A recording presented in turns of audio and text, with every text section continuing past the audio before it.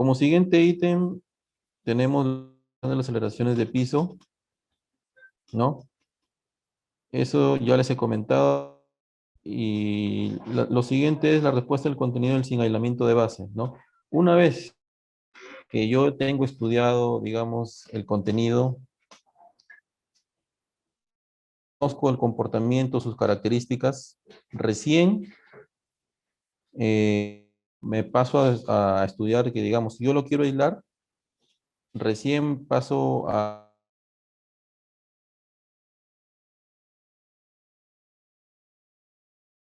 el aislador, ¿no? Son cosas que se han desarrollado aquí por separado. Primero es el contenido, el dispositivo y luego la interacción de estos dos, ¿no? Como siguiente punto, tenemos las propiedades dinámicas del dispositivo y el elemento de base, ¿no? Estas propiedades, para nosotros poder evaluar, digamos, para dar qué nivel de rigidez, qué rigidez va a tener en realidad el aislador, qué cantidad de amortiguamiento, ¿no? Esas, esos parámetros, esas características del aislador han sido calculadas, ¿no? Dependerá mucho también del peso del contenido,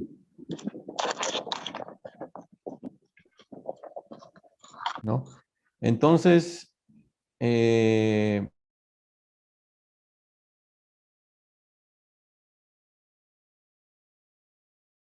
del objeto, de sus, no solamente de las, de las características como frecuencia, frecuencial o del contenido, sino también depende mucho de la altura y de la base, ¿no? También del contenido, ¿no? Y de su, también depende mucho del centro, digamos, de la localización del centro de gravedad del contenido, ¿no? Todo eso, cositas que le estoy comentando, digamos, se las voy a un poco resumir, porque si no, más extensa esta exposición. Entonces, como siguiente punto, tenemos los componentes mecánicos de la fabricación. Este aislador ha sido construido a resortes lineales, ¿no? Entonces, para nosotros, eh, digamos, evaluar esas constantes, digamos, esas propiedades como el amortiguamiento, nosotros hemos tenido que fabricar más de 50, ¿no? Esos resortes, como le decía, son resortes comunes y corrientes, conocen, pero eh, de diferente rigidez. Ustedes saben que si yo construyo, digamos, un solo, que va a depender mucho de la longitud del resorte, va a depender del diámetro y va a depender del diámetro y del grosor, ¿no? Entonces, todas esas características, tomadas en cuenta. Y lo principal es que toda la configuración de tienen cierta forma de tal manera que pueda restituir y pueda, se pueda deformar y pueda volver a su estado inicial, ¿no? Esa configuración de resortes que más adelante les voy a mostrar, en realidad, ¿no? Porque va, digamos, como les decía, es una fuerza de restitución en cualquier dirección, en los 360 grados, viéndolo en planta, ¿no? 360 grados en donde esa fuerza restitutiva es similar, ¿no? Como siguiente punto tenemos eh, los ensayos en la mesa vibradora de un grado de libertad. Aquí hemos tenido nosotros ciertas limitantes, ¿no? Como les dije anteriormente, este análisis o esta evaluación o este estudio solamente eh, eh, es un trabajo, digamos, es bidimensional, en una sola dirección. Entonces, el único grado de libertad es el giro del objeto, ¿no? Ese es teniendo en cuenta solo el contenido sin aislar. Pero ¿qué es lo que pasa si yo le introduzco el aislador? Entonces, si yo le introduzco, voy a tener un solo grado de libertad. Voy a tener 2 grados de libertad, ¿no? El primer grado de libertad es el giro y el segundo grado de libertad es el desplazamiento del, digamos, del aislador, ¿no? Desplazamiento lateral, aceleración o desplazamiento, ¿no? Entonces, como les decía, este trabajo ha sido desarrollado por partes. Primero, el estudio del contenido y segundo, el estudio del aislador.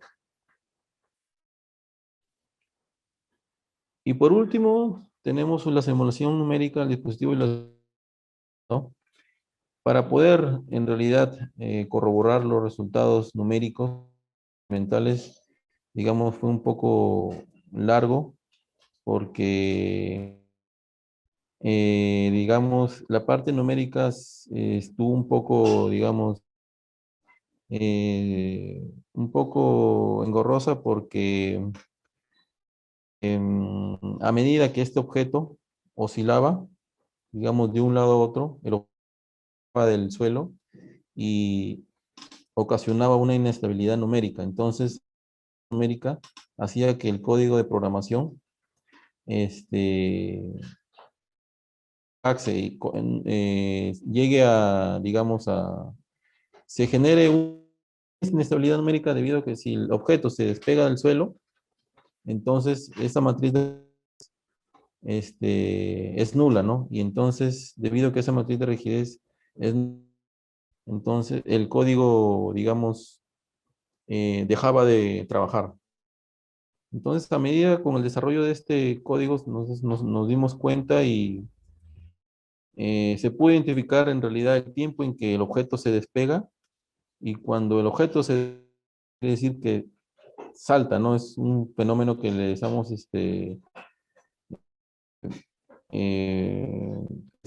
fenómeno que se llama free flyer, ¿no? Los objetos vuelan en realidad. ¿Cuál es que nosotros utilizamos para el desarrollo de este trabajo, ¿no? En el punto 1 ustedes observan una ecuación, la ecuación, digamos, del comportamiento dinámico de la edificación, ¿no? Para estimar las aceleraciones máximas de piso, ¿no? Aquí, eh, muy importante calcular estas aceleraciones de piso. ¿Por qué? Porque en función de esa aceleración de piso, yo puedo, digamos, predecir que el objeto va a empezar a oscilar, ¿no? Aceleración mínima, y digamos, en que el objeto ya empieza a oscilar. Después de esa aceleración, ya el objeto ya puede volcarse, pero por debajo de ese umbral, el objeto puede deslizarse, ¿no? Entonces, a ver si las describo así rápidamente, involucran el sistema estructural del edificio, ¿no? Todo lo que es el comportamiento y acortante de la edificación, ¿no? Por ejemplo, este parámetro es muy importante, el que ustedes ven, el alfa 0, tiene que ver con el sistema estructural de la edificación, ¿no? El sistema estructural de la edificación, digamos, por ejemplo, un sistema de pórtico es aquel sistema que se comporta, que tiene un comportamiento acortante, ¿no? Y un sistema de muros es un sistema estructural y un sistema dual es la combinación de los dos. Entonces, ese factor tiene que ver con el grado de, digamos, de rigidez, flexión acortante, ¿no? Entonces, esa variable me interesa porque yo puedo llevar la aceleración en la base del edificio hasta el nivel, hasta el piso donde yo quiera, ¿no? Para poder introducírsela en el contenido, ¿no? Comportamiento dinámico en contenido, ¿no? Otra variable que es muy importante es este factor. Ese tiene que ver mucho con o digamos la rigidez en cada nivel. La rigidez, digamos, en el primer nivel, segundo nivel, tercer nivel. El cambio de rigidez, ¿no? El cambio de rigidez en altura. Ahora, este U que ustedes observan, este es el desplazamiento de la edificación, ¿no? En función al tiempo, en función a la altura, ¿no? Este X es una altura 0 es la base y 1 es la azotea, ¿no? Este 0, esta X puede ir cambiando en la altura y en el tiempo, ¿no? Entonces, esta U es el desplazamiento, ¿no? Es el desplazamiento lateral, ¿no? Si yo, digamos, lo derivo 2 veces, obtengo una aceleración de piso, ¿no? La altura total del edificio, este ρ que ustedes observan es la masa por unidad de longitud.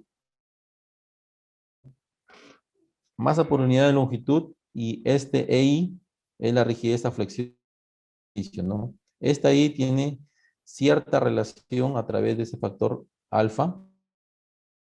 Tiene que ver mucho con el rigidez a flexión, con el G por el A, ¿no? El GA con el EI interactúan, estos dos valores interactúan mucho con este alfa, ¿no? Y aquí se presenta, es la ecuación del comportamiento de una edificación, de un edificio, digamos, fuerzas inerciales, fuerzas de amortiguamiento, fuerzas restitutivas y las fuerzas por la demanda sísmica, ¿no? O fuerzas exteriores, ¿no? En segundo punto, tenemos una que tiene que ver mucho con los sistemas. Es una ecuación clásica del aislamiento. Involucra, digamos, dos masas, ¿no? M sub B es la masa, digamos, del sistema de aislamiento, que en este caso, y parece M es el contenido y MB es la masa del aislador. En punto 3 tenemos la ecuación dinámica del contenido. Esta ecuación es, digamos, ¿por qué? Porque pues, nos permite, digamos, predecir si el objeto va a volcarse o no, ¿no? Esta ecuación tiene que ver mucho con funciones geométricas, se reflejan o están contenidas en esta variable R. Esta variable R en realidad tiene que ver con la del contenido, ¿no? Entonces, la distancia R es la distancia del vértice de apoyo de un objeto hacia el centro de gravedad, ¿no? Y acá ustedes observan este teta. Este teta es el giro del objeto. Y este de aquí es la aceleración en la base del contenido. Y esta es una función signo. ¿Por qué se introduce aquí esta función signo? Se introduce, como ustedes, aquí me voy a un poco adelantar para que ustedes... Ya, esta distancia, la R, es desde el centro de gravedad hasta el vértice. Esta R tiene que ver mucho con la base y con la altura. Y lo que les decía, el factor eh,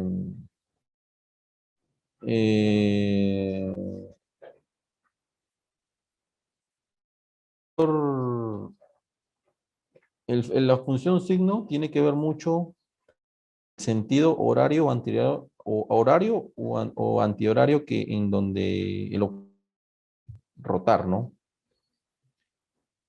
En este caso, en este objeto o este contenido es regular, en donde si el objeto rota a su izquierda o rota a la derecha, pero con diferente signo. Pero ¿qué pasa si yo tengo un objeto con características irregulares? Entonces, si el objeto es de características irregulares, eh, la rotación, digamos, en sentido horario, va a tener un valor R. En el sentido anterior va a tener otro valor R. Entonces, por por cada lado, esta ecuación dinámica va a tener un cambio, ¿no? Este de aquí es una ecuación dinámica, digamos, no lineal, altamente. ¿Por qué? Porque este, tiene funciones trigonométricas, funciones, aparte de tener funciones trigonométricas, tiene esta función signo, función, digamos, de segundo grado, ¿no? Que es resuelta por, esta ha sido resuelta por control de estado, ¿no? Todo el sistema de ecuaciones acá resuelta con ecuaciones de estado, ¿no? Ecuaciones de estado, digamos en pocas palabras, para poder un poco ubicarnos, es llevar una ecuación, transformar, mejor dicho, una ecuación de orden n a primer orden. Eso es lo que se ha hecho acá, ¿no? Entonces, estas tres ecuaciones y el código de programación que ustedes verán más adelante, ya no tiene una sola incógnita, tienen varias. Entonces, esto es elástico. Si nosotros le incluimos, decimos que el aislador tiene un comportamiento, digamos, inelástico, más variables, ¿no? Para este solamente se evaluaron, digamos, hizo un análisis elástico para el sistema de aislamiento, eh, en donde, en donde se calculó, digamos, como son resortes lineales, eh, son resortes lineales que están constituidas, digamos, por dos rieles que, digamos, le van a aportar cierto amortiguamiento, ¿no? Entonces, se calculó un análisis, digamos, elástico equivalente, ¿no? Aquí ustedes observan el dispositivo de aislamiento sísmico, ¿no? Este dispositivo, como consta de resortes lineales, ustedes ven acá, torres tienen cuatro juegos de rieles, los rojos que ustedes observan, ¿no?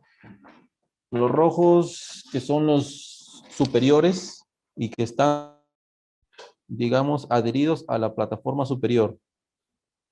Y los rieles o negro, perdón, negro, están adheridos en la parte inferior, ¿no? De resortes que tienen cierta rigidez, tienen que ver mucho con el peso del contenido, ¿no?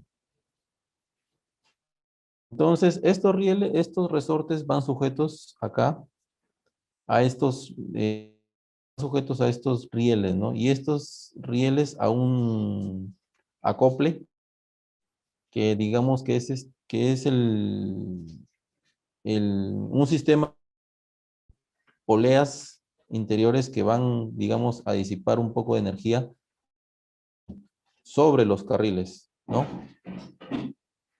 Estos resortes, estos rieles,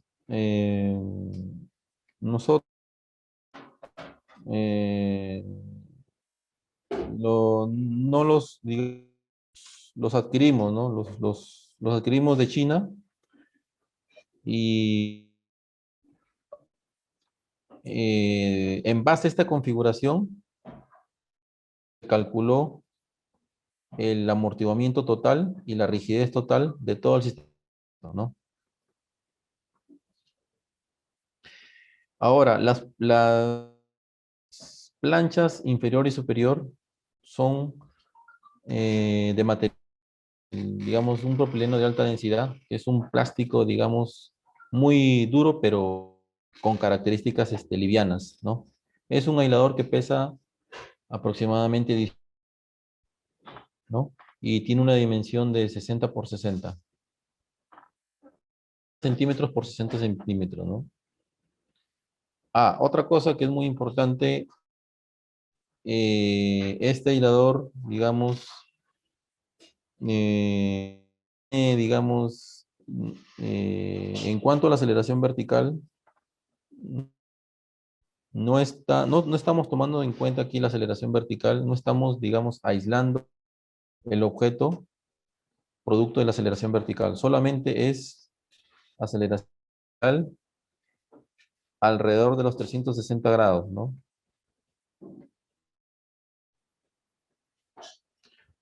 Como siguiente lámina, ustedes pueden, una de las pruebas, de las tantas que se hizo para poder calcular el nivel de amortiguamiento y la rigidez del, ¿no? Em, en función de esta configuración o arreglo de resortes, nosotros eh, estimamos las propiedades en tres direcciones diferentes, ¿no? Vamos en 0 grados, 90 grados y a los 45 grados, ¿no?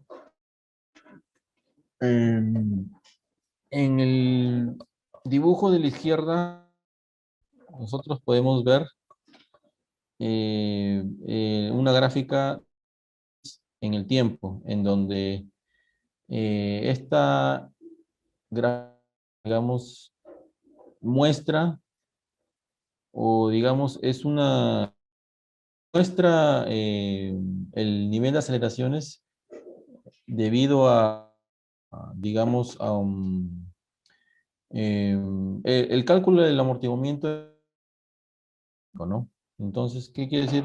El aislador, el contenido es el aislador, entonces hicimos varias pruebas en donde lo deformamos a su máxima capacidad y lo soltamos. Entonces, ese aislador oscilaba libremente, ¿no? Un movimiento libre, amortiguado. Producto de ese movimiento se obtuvo esa gráfica que ustedes ven en la parte izquierda. Y en la parte derecha, ustedes ven el espectro de amplitud de, ¿no? En donde este gráfico nos ayuda a identificar el periodo predominante de vibración, ¿no? Ahí observan pruebas, la 1E y la 2E, ¿no?